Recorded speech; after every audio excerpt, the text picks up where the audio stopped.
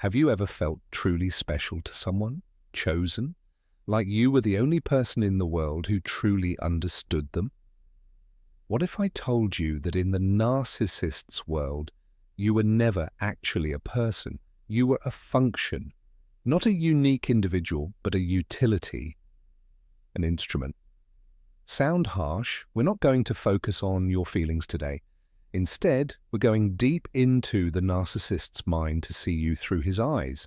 We're going to dissect exactly what the ideal victim represents in his highly distorted reality.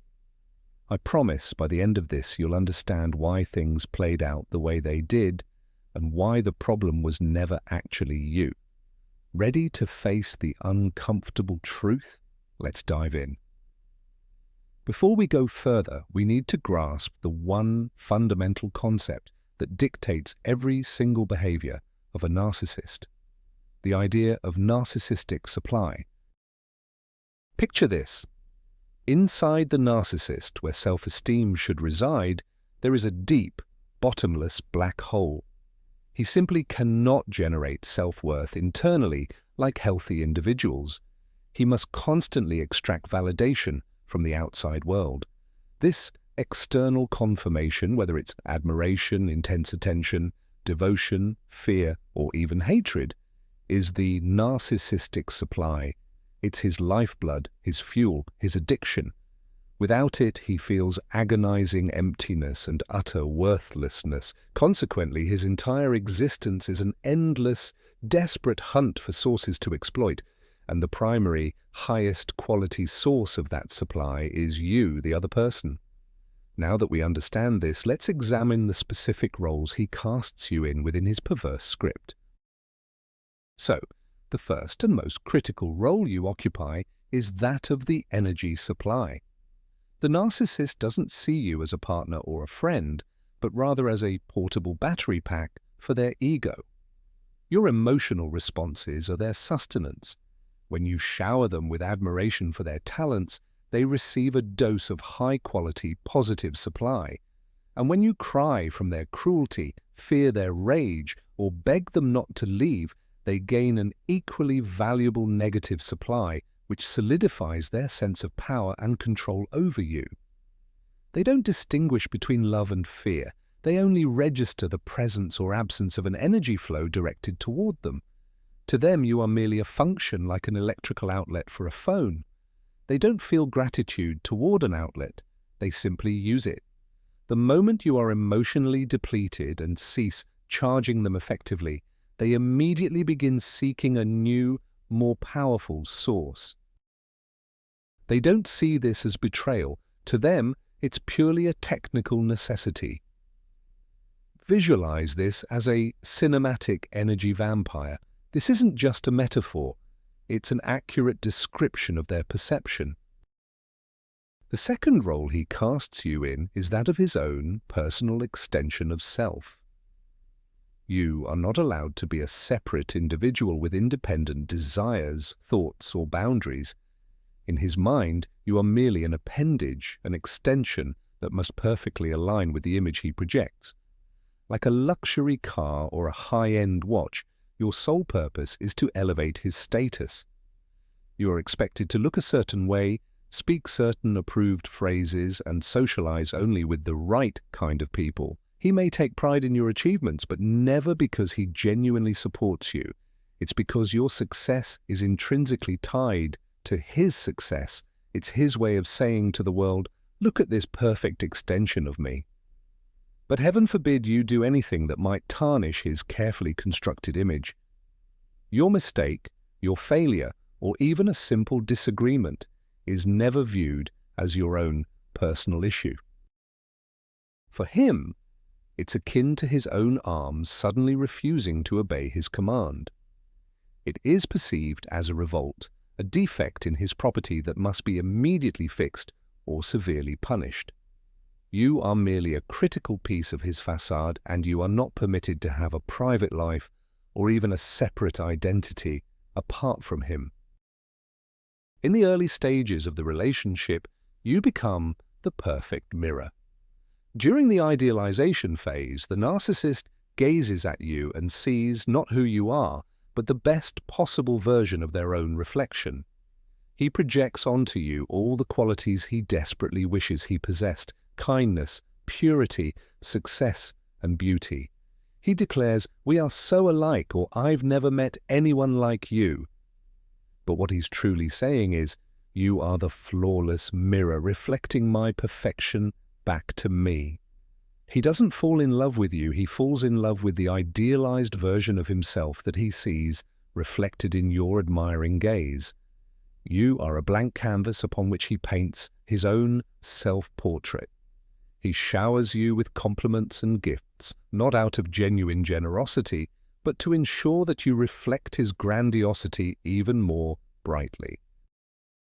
However, the moment the mirror starts reflecting reality, your exhaustion, your independent opinions, your actual flaws, it instantly becomes warped, and the narcissist erupts into rage. He cannot tolerate a mirror that shows him the truth. His immediate instinct is to shatter it and move on to find a new one, brilliant, smooth, and utterly flawless. Your empathy, to him, is not a gift. It is a sophisticated tool for manipulation. Narcissists have an uncanny ability to zero in on empathic, kind, and genuinely compassionate people. They view your empathy as a master key that unlocks every door to your resources. He knows you will feel sorry for him when he talks about his troubled childhood. He knows you will forgive him when he swears, "I'll never do it again." He weaponizes your ability to understand and sympathize against you. He will play on your pity, triggering intense feelings of guilt. He will feign remorse, knowing your kind heart will hand him yet another chance. To him, your empathy is a weakness, a vulnerability that must be exploited. He doesn't value it. In fact, he despises it, precisely because he is incapable of feeling it himself. He views your readiness to help and forgive as sheer foolishness, allowing him to get exactly what he wants time and time again. Imagine a burglar who has found a universal skeleton key. That is exactly what your empathy is to him. He sees your flaws and weaknesses as ammunition for the future. From the very beginning of the relationship, the narcissist isn't simply getting to know you, he is conducting reconnaissance. He listens intently when you share your fears, insecurities, and past traumas. But this isn't about offering support. He meticulously records all of it in his internal leverage file. Every single vulnerability is a bullet in his magazine, ready to be used against you without hesitation during the inevitable devaluation phase. Are you afraid of loneliness? He'll threaten abandonment, insecure about your appearance. He'll make biting, critical remarks about your body or looks, ashamed of a past mistake. He'll weaponize that memory, reminding you of it specifically to make you feel worthless. He systematically collects your pain points so he can methodically press them whenever he needs to assert control or punish you for non-compliance. Everything you trusted him with in moments of intimacy will be transformed into a weapon and aimed directly at you. Another crucial role you play is that of their personal audience. A narcissist's life is an endless one-person show, where they star as the hero, the genius, or the victim. Your designated role is the adoring spectator who must provide continuous applause. You're expected to sit through hours-long monologues about their greatness, their struggles, and how unfairly the world treats them. You must hang on every word and admire their stories, even if you've heard them 100 times before. You must laugh at their jokes and nod sympathetically when they complain. Any attempt to shift the conversation to yourself, to talk about your own problems or your successes, will be viewed as a blatant attempt to steal the spotlight. They will immediately lose interest. They might start yawning, interrupt you, or simply invalidate your experiences entirely. They don't want a dialogue.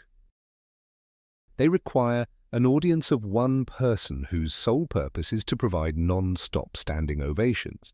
If the applause stops, They will simply leave to find a new stage and a new audience. To him, your independence looks like a direct threat.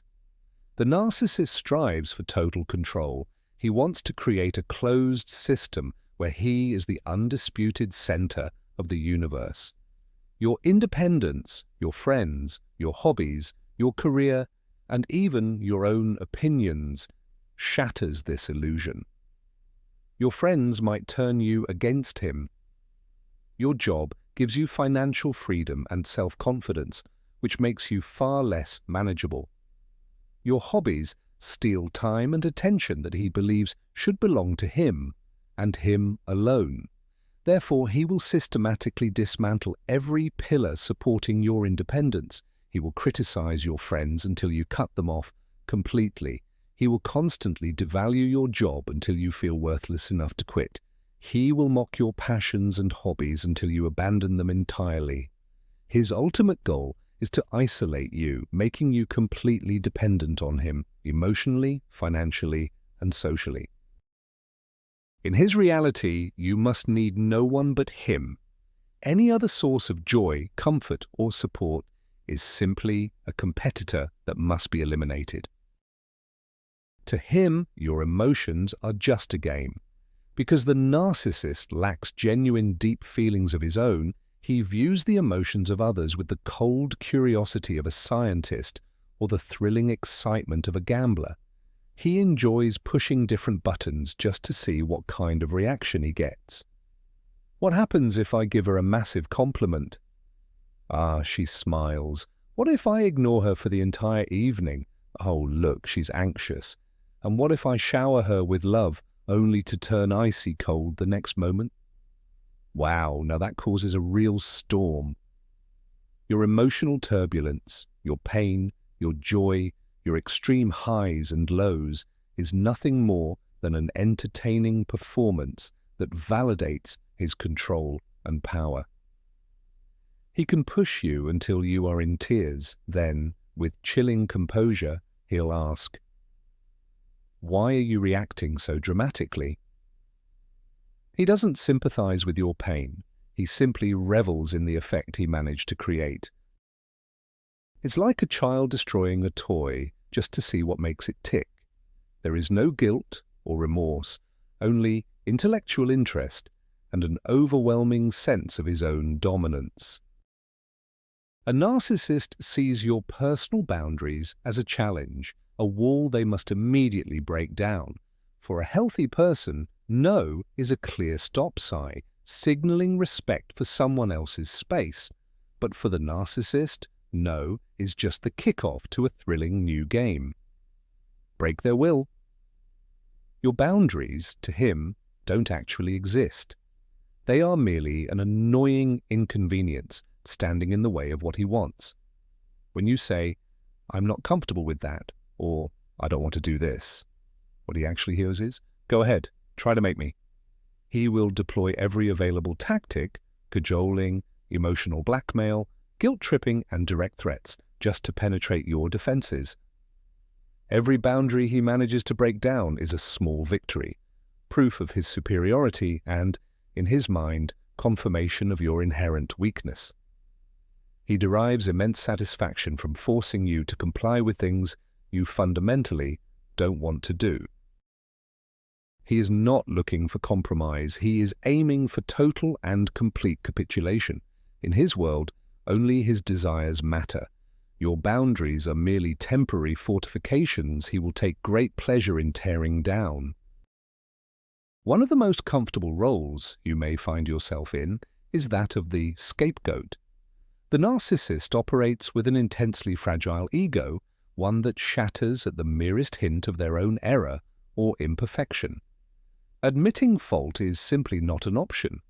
This makes the existence of someone they can blame for every single failure absolutely essential, a role they will eagerly assign to you. Were they late for a meeting? You delayed them. Were they fired from their job? You created such a stressful environment at home that they couldn't focus. Did they cheat on you? You weren't satisfying enough in bed. they will employ elaborate mental gymnastics and outright gaslighting to prove that you are the sole source of the problem. You become the designated container for all their shame, negativity, and failures. They effectively offload every toxic part of themselves onto you, allowing them to remain pure and flawless in their own eyes. This process is crucial for maintaining the illusion of their grandiosity. You are the lightning rod, absorbing the full destructive charge of their inadequacies. To him, your forgiveness isn't a virtue, it's an official license for continued abuse. The very first time you forgive him, he makes a crucial mental note. This works with her. Every fine "I forgive you" is seen by him not as an act of mercy, but as a sign of your weakness and your readiness to tolerate anything. He doesn't learn lessons, and he certainly has no intention of changing. On the contrary, he realizes he can raise the stakes. If you forgave a rude word, you'll forgive him yelling. If you forgive the yelling, you'll forgive the insults. If you forgive the insults, you'll eventually forgive the cheating. Your forgiveness is his green light, a signal that he can push your boundaries further and further. He doesn't appreciate your kindness. He uses it to calibrate the maximum acceptable level of cruelty. He sees you as someone lacking self-respect, someone willing to put up with anything just to keep him. And he will continue to test exactly how far he can go until you finally break. When you do break, of course, he will blame you for it.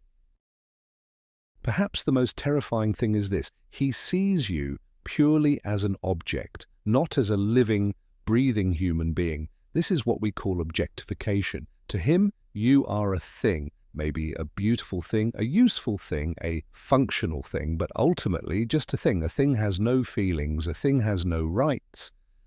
A thing can be used when convenient and shoved onto a shelf when it gets in the way. A thing can be broken simply because he's in a bad mood, and when a thing becomes boring, it can be tossed out and immediately replaced by a newer, shinier model. This total disregard explains his icy indifference to your pain. Have you ever felt sympathy for a hammer after you accidentally smashed your own finger with it? No, you got angry at the hammer. In the exact same way, the narcissist is incapable of true empathy toward you. You are nothing more than a functional tool designed to meet his needs. This process of dehumanization is the key mechanism that allows him to commit the cruelest acts without the slightest trace of remorse. He simply does not perceive you as an equal human being, a subject with a soul and feelings. To him, your success is a direct, personal insult. You would expect a partner to celebrate your achievements, but that is simply not the case when dealing with a narcissist. Your accomplishments, especially those he can't take credit for, trigger a fiery, intense envy in him. Why? Because in his universe, there is only room for one star, himself. Your success pulls the spotlight away from him. Worse, it proves that you can be accomplished and happy without him. This absolutely shatters his sense of control and his belief in his own exceptionality. This is why he will actively work to sabotage and devalue everything you achieve. Got a promotion? Oh, well, any idiot could have gotten that job. Wrote a book? Honestly, who even reads books anymore? Lost weight and look great? You should be careful, you're starting to look gaunt. He will sabotage your efforts, discourage you from new projects, and purposefully create chaos right before any event that is important to you. He simply cannot allow you to shine brighter than him. To the narcissist, your happiness is pure poison to his ego. He perceives your awareness of him and his true nature as a mortal threat. As long as you remain caught in the fog of illusion, believing in his idealized image, you are safe and controllable. But the moment you start seeing straight through him, his manipulations, his lies, his fundamental emptiness, you transform from a victim into a witness. And a witness is dangerous. You possess information that can shatter his carefully constructed facade. You have the power to expose him to others. This is his greatest fear. Therefore, the instant he senses you have woken up, his behavior will change drastically. He will either try to destroy you morally, launching an aggressive smear campaign to ensure no one believes a word you say, or he will abruptly cut off all contact and disappear, a swift discard, to prevent you from striking a blow to his reputation. He isn't afraid of losing you as a person.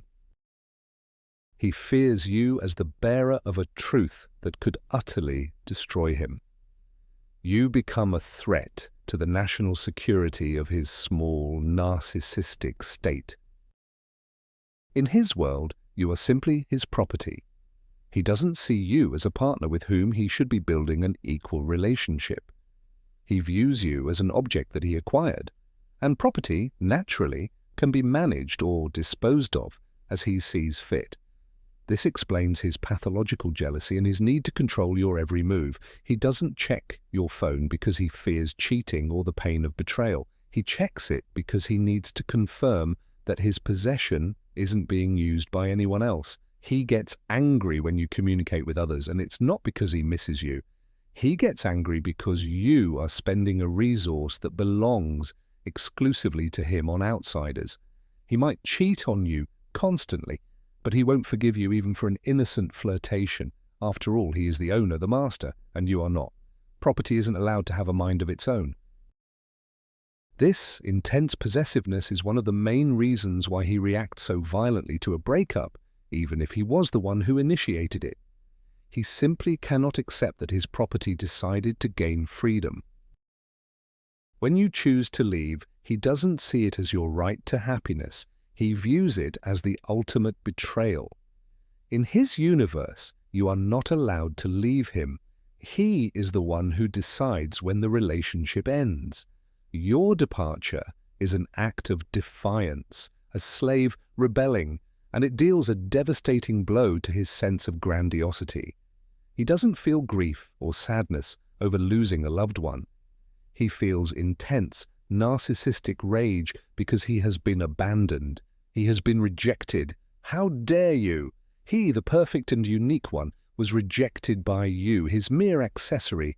This is simply unfathomable to him. This rage often manifests as stalking, threats, blackmail, and of course, the inevitable smear campaign we will discuss shortly. He seeks revenge not because he loves you or wants you back, but because his ego has been shattered. He feels compelled to restore his sense of superiority by actively destroying you. He must prove to himself and the world that he is not the problem, that you are the ungrateful, crazy one. Once the breakup happens, especially if you were the one who ended it, you are immediately cast in a new public role, the crazy ex. The narcissist simply cannot stand the idea that anyone would believe a stable person could walk away from someone as wonderful as them. That's why they launch a preemptive smear campaign against you. He'll tell your mutual friends, relatives, and colleagues how completely unstable you were, how inadequate, hysterical, overly jealous, or mentally unstable. He casts himself as the noble victim who put up with your antics for so long and tried desperately to save you. He will use every secret you ever confided in him against you, twisting them beyond recognition. This campaign has a twofold purpose. First, to protect his own flawless image. Second, to isolate you socially, ensuring that no one believes you if you ever try to tell the truth. He needs to guarantee that in the public eye he remains the hero and you are the villain. This is the final crucial manipulation that cements his total control over the narrative of your relationship. Despite everything he has done in his mind, you remain the unforgettable source forever. Even months or years down the line after finding a new target, the narcissist never truly deletes you from their internal database. He remembers exactly what kind of resource or supply you provided. If his new source runs dry or proves to be insufficient, he won't hesitate to try and come back to you. This entire manipulative process is known as hoovering. He'll suddenly reappear in your life with a casual, "Hey, how are you?" He might like an old photo on social media or start telling you how much he misses you and how he's supposedly figured everything out. Don't be fooled. This isn't love, and it certainly isn't remorse. It's simply an attempt to plug back into a reliable, proven energy source. He is checking if the door is still open, and he needs to confirm that he still holds power over you. To him, you are the reliable backup plan, the supply on reserve, a valuable asset that would be foolish to lose permanently. He doesn't remember the pain he inflicted on you. He only remembers the feeling of satisfaction and validation you once provided. For a narcissist, seeing you happy after they're gone is absolutely intolerable. They might wish you well to your face, but deep down, the realization that you could actually be happy without them is unbearable. Your happiness completely invalidates their significance. It proves they weren't the center of your universe, and that life after them isn't just possible, it might actually be better. This completely shatters their reality.